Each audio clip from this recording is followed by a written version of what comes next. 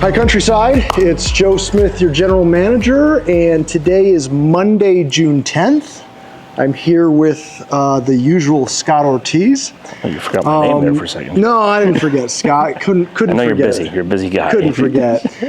So we are coming to you today from the inside of the clubhouse. Yeah, little field trip. And we're going to tell you why we're in here at the end of the video. Excellent. We've got some updates. Nothing like a teaser. It's a little bit of a teaser. Get people to watch the whole thing. Nothing like a teaser. So first off, thank you to everybody who took the operational planning survey. Yeah. Survey closed out yesterday. Yes, perfect. Yeah. June 9th. We had good, huge, really, like really nice 600 responses. Yeah. So over the next several weeks, we're going to kind of digest that information, compile it, and kind of see where we're at. Again, we will be sending that survey out again in the fall, and then once more sometime in the seasonal months. Yeah, and it's it's very general. I know, like I think some people might have been hoping for a little bit more specific, but really it was just for us to kind of get a general idea of what people are thinking right now. You know, and then obviously as we get a little closer, like you mentioned, we'll send it out again in the fall, and then I know we talked about sending it out again in the early 2025 again. Just again, we might have some more information on what operations could look like when we open at that point. For you all, as we get closer to that time frame, you may all have a better idea of how you're going to use the club. Yeah, of course, definitely.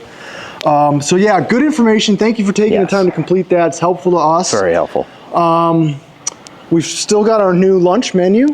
Yeah, we started June. Had some good activity last week. Yes, towards the end of next week with lunches.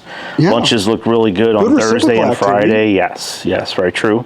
Had some members in as well, but they were, the dining room was busy on those 2 days for lunch. So it was good to see. We've got some really nice favorites on this menu. Chefs did a really good job with it. Some unique items. We've got favorites like the Philly cheesesteak, the bacon, chicken, avocado salad's a really good one. The tuna poke bowl, really refreshing, light and refreshing as we head into these and the chicken warm days. Pesto wrap. Yes, that we reviewed. 9.7. We've sold an awful lot of those. Yes, I think it has to do with There's a little note. There's a little note on there that talks about our one bite review and what the average was with the three of us on there. So that was good to see.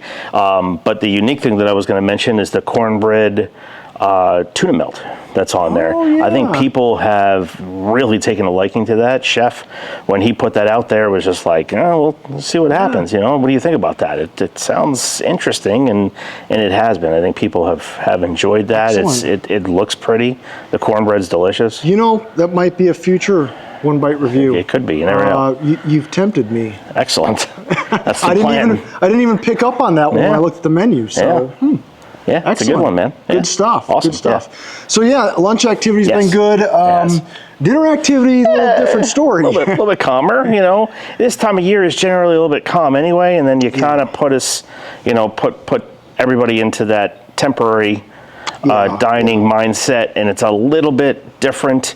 We are going to start getting, and we talked about that. We tried to get the information out there a couple weeks ago for the dinner special that Chef's running. Yes, we are going to start pushing that out there a little bit more, just so people have an idea. We are running like 1 or 2 dinner specials a week, but on top of that, it's our lunch menu. But we're trying to offer as much as we can rather than just going down to the 2 or 3 dinner items. It's a little bit easier, especially when we're dealing with just smaller numbers, rather than seeing too much waste with changing menus out. But one of the things that we wanted to just reiterate how important it is for people to make reservations.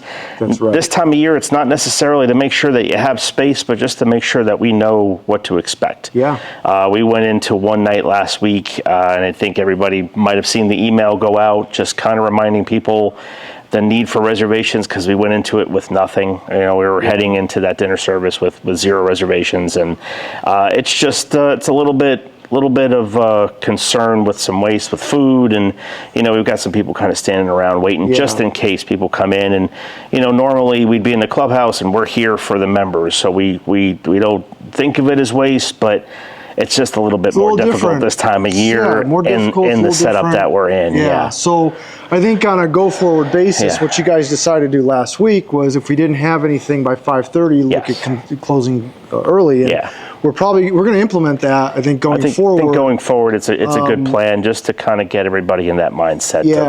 I know it's a little bit tougher because you might be running around, don't know if you want to stop by the club, and we had some people that called up, made reservations pretty quickly after that email went out. We had a few of those, and then we had some people walk in later on that night as well. So the walk-ins are generally not a problem, again, this time of year especially, but if everybody's kind of planning on that and we don't have any reservations, it's going to be hard to know what we need to do, So we want to give you all the best experience we can, and the one thing we need your help with is making reservations for dinner. So we are here, though. We are going to continue to plan to serve Wednesday and Friday nights, so please, if you're around, come support.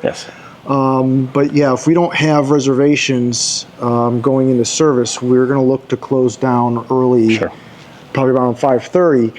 If no one ends up coming in, obviously if we get a walk and someone's there, we're there. So just trying to be smart with what we're doing. That's all. And let's see, we got an event towards the end of the month. Yeah, a little something that's about in addition. last week. In addition to the Wednesday Friday night, we do have it's Thursday, June 27th. We've got our paint and sip. Information, I believe, is going to be in this email. Mary's also going to send the information out tomorrow in Tuesday's email. Just with information on timing, it's going to be 4 to 6. Pricing, that'll be on there. We'll have drinks available. The idea with the paint and sip is obviously kind of wine pairs with it, but obviously we've got a little bit of everything. So. Anybody that wants to get anything, we'll have some snacks available as well. Awesome. But the idea is we've got Vino's Picasso is coming in, gonna put together a little class, little painting class. So just something in addition to, and then we've got a music bingo coming up in July. So the information for that will be out hopefully this week as well. If not, we'll get it out in next week's email. Excellent. Something to look forward to. And you're going to do that in the Wellness Center. Get creative with the space. Fun. Again, limited, a little bit more limited, especially than what we were doing through season with some of those events under the tent. But we'll try to get as many people in there as possible. Hey, season's going to be here before we know it. I can't believe we're already in the middle of June. Second week of June already. And I've already been stopped by some residents like, we can't wait for the fall. We can't wait for parking lot parties. So excellent. We can't either. Awesome. All right. Should we talk about why we're standing in this spot Joe. specifically? What are we looking at? We've got orange tape on a couple of holes coming out of the ground here. So for you all to kind of get your bearings straight with where Scott and I are standing, this area is what was the Seaside Bar. Okay, so if you can picture, this was kind of the front of the Seaside Bar. This doorway back here goes to the hallway where the restrooms are. And obviously the Seaside Bar is no longer. And we are standing in what will be back of house space, kitchen space. So there will be a wall that is erected in this area here that goes pretty much to this slab here. That's the entrance to the dining room. And these two pipes in the ground are pretty cool. And this is a new feature we're going to have that's going to improve service for you all, but make a big difference for us operationally. No doubt about it. So Scott, let's try and explain what we've got here. Well, if we were standing in here a year from now, we'd be nice and cool. You're right. Nice we would be inside a cooler, a walk-in cooler. This will be our beer cooler. Where the setup and the pipes for our keg lines or beer lines will be running from underground to both bar locations. So these two really big pipes, one goes out to the pool bar, one goes underground to the Lakeview bar. And there's going to be draft beer lines in these pipes that go up through the center of the bars. With the kegs back here in the cooler, rather than back behind the bars like that was my next question. So previously, we would store the kegs in a cooler in the kitchen. Yes. And when we needed to replace them at a bar, you or Andy or Eric or Gerardo or sometimes me. Sure. So some hand trucks. Get a hand truck. Kegs on people's shoulders. Wheel it out of the kitchen, through the dining room, to the bar, unhook it, hook it up. In this case, the deliveries will come in and be dropped right into this cooler, which will be in this space here, hooked up here. Yep. And the kegs never have to go into the dining room. Don't have to at all, yeah. It's just another one of those things that kind of stays behind the curtain, stuff that people don't necessarily want to see trekked through the dining room, through the bar. And it does a lot of things. Speed of service, obviously. Exactly. The system itself is more efficient. Yeah. You know, there's always a concern with injury. Yeah. You know, hiking those kegs, heavy kegs back and forth. Exactly. Trying to navigate those kegs through busy dinner services and tables and a dine and dance with a dance floor right here, having to, you know, wheel some kegs out through that was always fun as well. So, yeah. So, my next question for you is, I heard that we're going to have 8 taps, 8 double-sided taps at each bar. Exactly. But we're going to have 16 lines going to each bar. Yes. So the idea is we'll probably open up with 8 draft beers in each area. Sure. But if we wanted to expand, we could do that. Yeah. Yeah. That's the idea, is that we'll open up with 8, and it'll probably be it'll be the same 8 at both bars. And like you mentioned, we'll have the 2 towers back behind both of those bars as well. They'll be the same exact thing. That'll be, again, speed of service. You could be at one end of the bar or the other end of the bar and not have to worry about running circles to get one beer or another. So those taps will pour the same beers, and it'll be the same at both locations. That'll be how we'll start off. And then obviously the idea is that the 16 run, because it gives us the opportunity to expand those in the future. Especially if we've got people that are, you know, like different beers. I mean, you go to different clubs and you see a lot of the same kind of, you know, you see your Bud Light, you see your Mick Ultra, you see your Yuengling, Stella. You know, IPAs have come on. We brought on Guinness a couple years ago because Guinness was really popular. Totally different setup for Guinness.